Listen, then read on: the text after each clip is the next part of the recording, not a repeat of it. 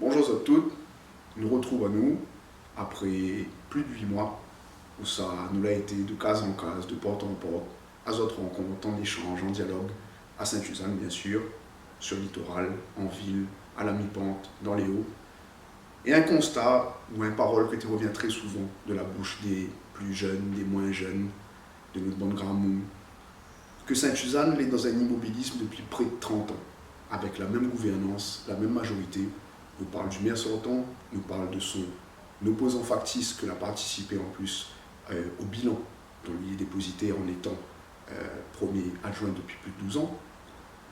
Le fait que Saint-Suzanne n'a point rien, pas d'équipement structurant, pas d'animation dans les quartiers, des infrastructures qui dépérissent de plus en plus, des écoles qui n'offrent pas des conditions de progression éducative pour nos bonnes marmailles, un manque d'activité criant sur le plan économique et donc un manque d'emploi, et autant de choses qui fait pèse comme un chape de plomb sur notre tête le poids de la fatalité.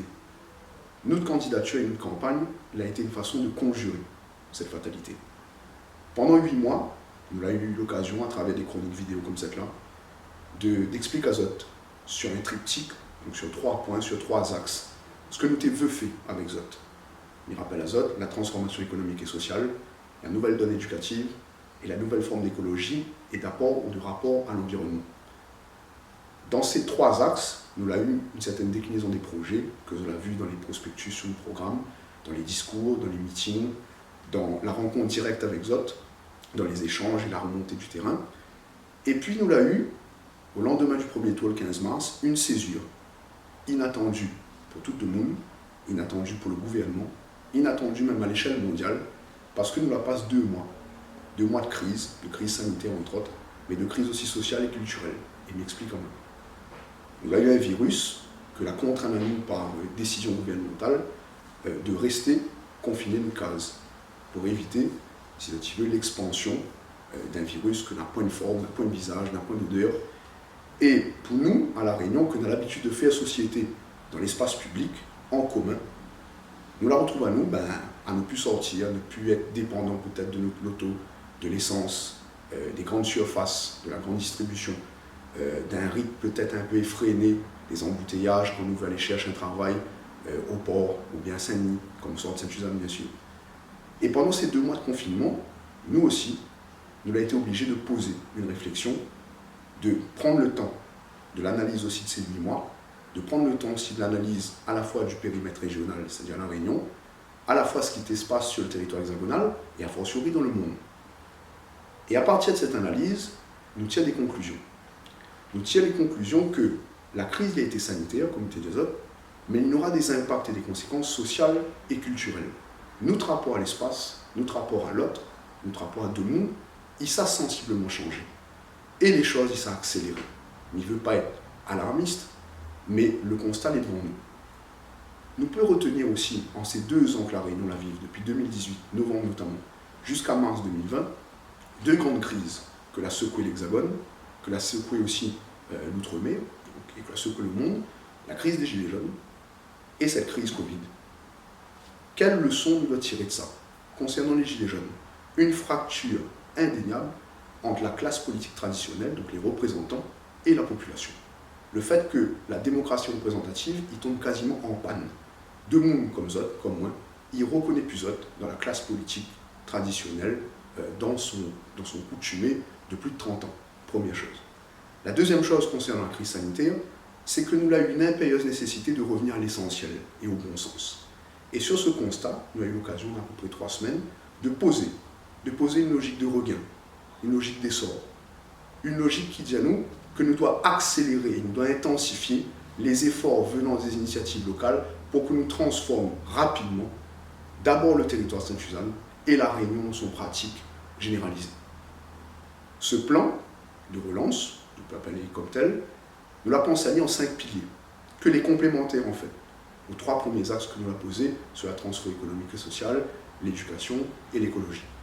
Ces 5 piliers, le premier notamment, nous avons eu l'occasion de faire campagne là-dessus, notamment quand on était dans les Hauts, à Bras-Pistolet, c'était la notion de programme alimentaire territorial. Et le fait que l'alimentation, il doit revenir au cœur des discussions publiques, au cœur des décisions politiques et au cœur des coutumes de monde.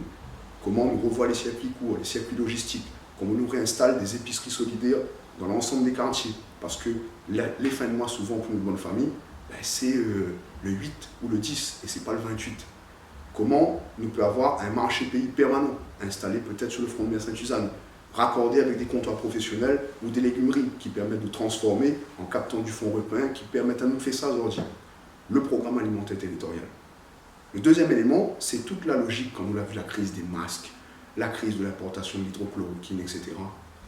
Le fait de redomicilier, de reterritorialiser les économies productives, avec une accentuation sur des domaines bien spécifiques. L'alimentation, la santé, l'énergie, le déplacement.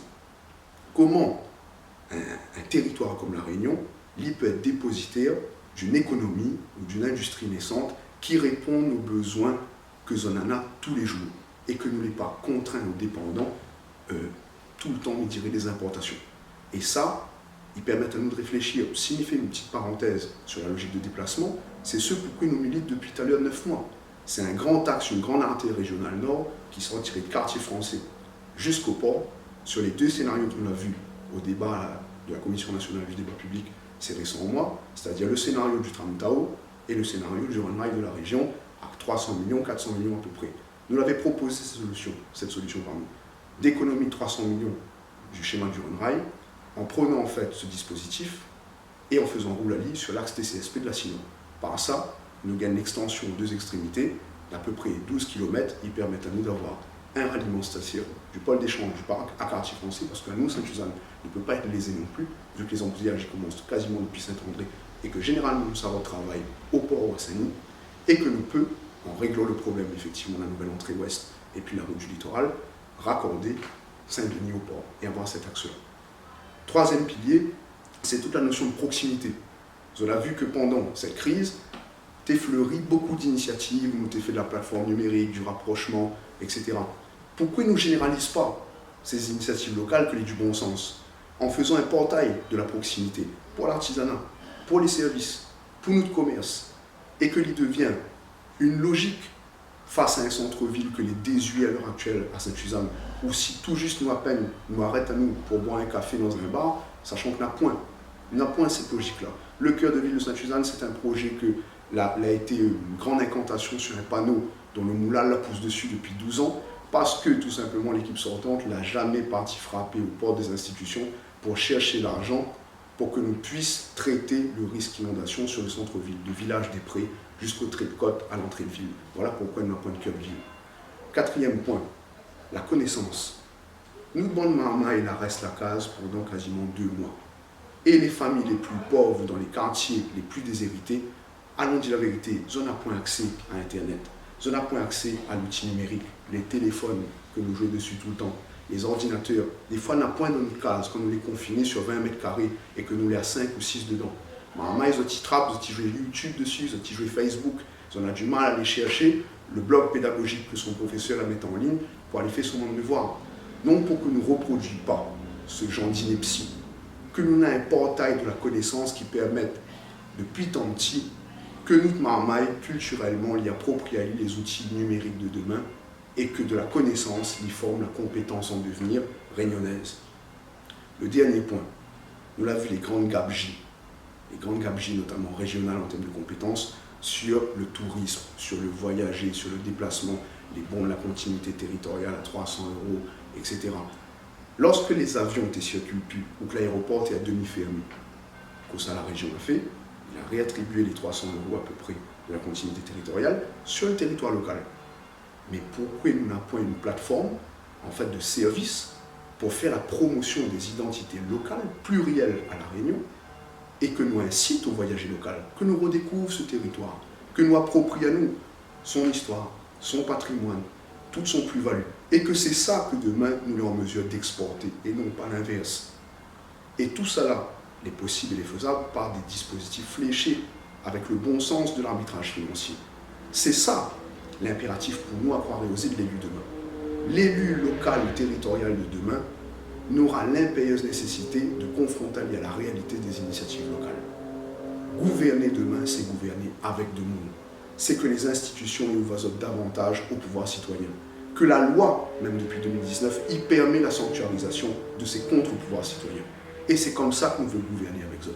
Et c'est ça le sens du programme de Croire et Oser. C'est ça le sens des projets que nous vous développez en tant qu'entrepreneurs demain dans les collectivités.